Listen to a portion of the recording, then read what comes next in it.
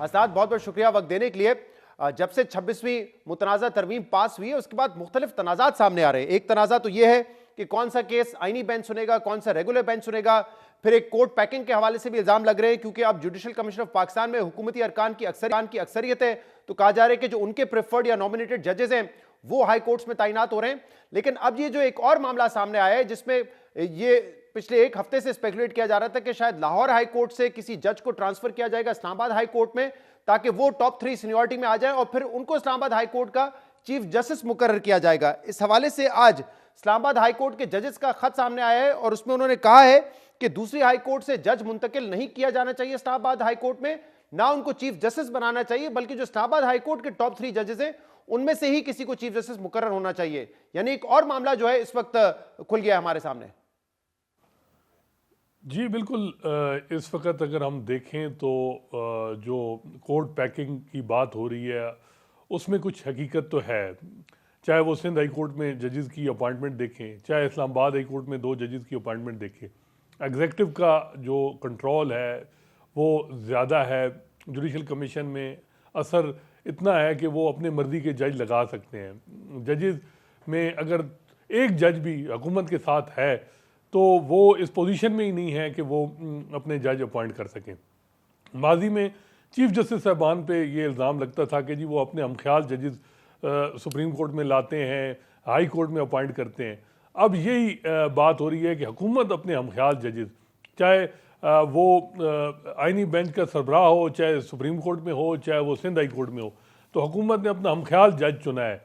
और जो आइनी बेंच में चुने हैं उन्होंने सिलेक्शन जो की है उसमें भी उन्होंने ये मद्देनज़र रखा है कि हम ख्याल हों। अब जो जज अपॉइंट हो रहे हैं उसमें भी यही सूरत हाल है कि हम ख्याल जजेस की अपॉइंटमेंट। तो इस्लामाबाद हाई कोर्ट में मसला ये आ रहा है कि आमिर फारूक साहब को जो है वो अब सुप्रीम कोर्ट बज़ाहिर लग रहा है कि उनकी एलिवेशन होनी है। तो अब इस्लामाबाद हाई कोर्ट में जो उसके बाद 3 ही सीनियर मोस्ट हैं वो बज़ाहिर हुकूमत के हम ख्याल नहीं हैं। हालांकि उनमें देखें जैसे मियाँ गुल हसन, उन्होंने ना इस ख़त में साइन किया, ना उससे पहले जो 6 जजेस ने ख़त लिखा उसमें भी साइन किया। लेकिन मियाँ गुल हसन साहब के जो फैसले हैं उसमें बज़ाहिर ये लग रहा है कि इमरान खान को रिलीफ मिले हैं। साइफर केस हो गो कि उसमें आमिर फारूक साहब भी थे, कोटल दी।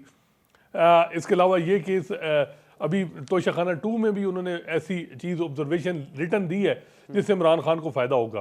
खैर माजी में उन्होंने ऐसे फैसले भी किए जो शरीफ फैमिली को भी फ़ायदा हुआ।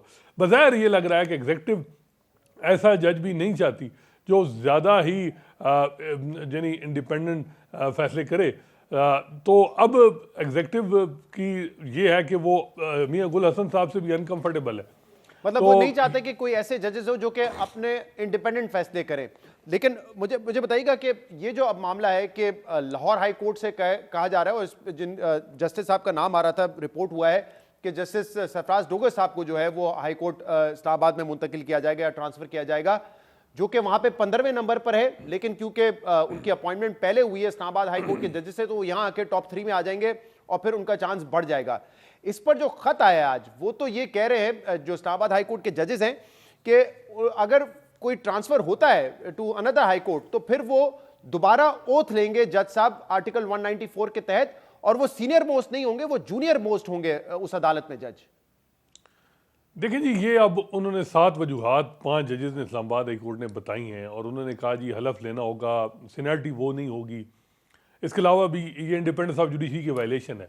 लेकिन असल चीज़ है कि क्या जो लाहौर हाई कोर्ट के चीफ जस्टिस हैं वो क्या रजामंद हो गई हैं, क्योंकि लाहौर हाई कोर्ट में इस वक्त 25 सीटें खाली हैं।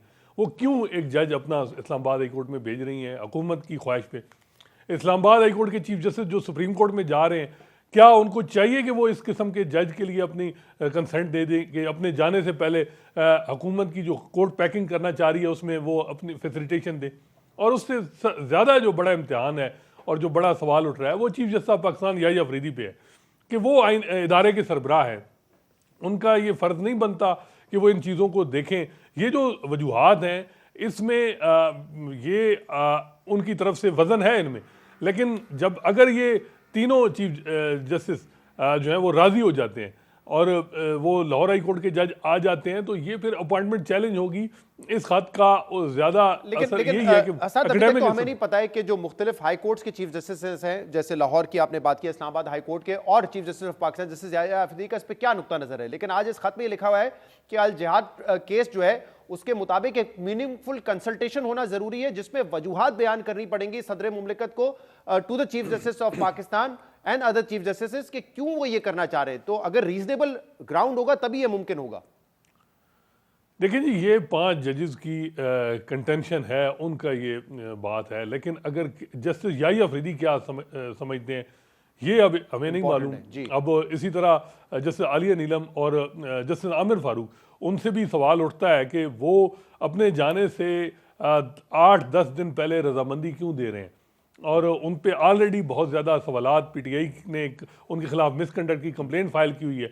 तो ये मामला जो है ये इतना आसान नहीं, लेकिन इस वक्त एग्जीक्यूटिव का पूरा कंट्रोल है। इसमें जो कानून है हसनात, ऐसा लगता है कि फाइनल कॉल जो है वो चीफ जस्टिस ऑफ पाकिस्तान की होगी। अगर जस्टिस याह्या आफरीदी मुतमईन नहीं होते और वो कहते हैं कि ये ट्रांसफर नहीं हो सकता और नहीं होना चाहिए, शायद कुछ नुकात जो इस खत में लिखे हुए जजेस की जानिब से उन पर वो कहते हैं कि उस वजह से नहीं होना चाहिए, तो फिर ये ट्रांसफर रुक जाएगी, यानी कि फिर कुछ नहीं हो सकता।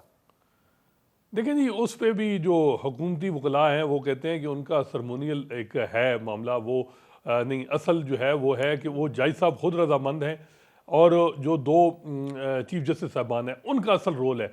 तो ये बात की जा रही है। अब सारा मामला ये है कि क्या वो आएंगे।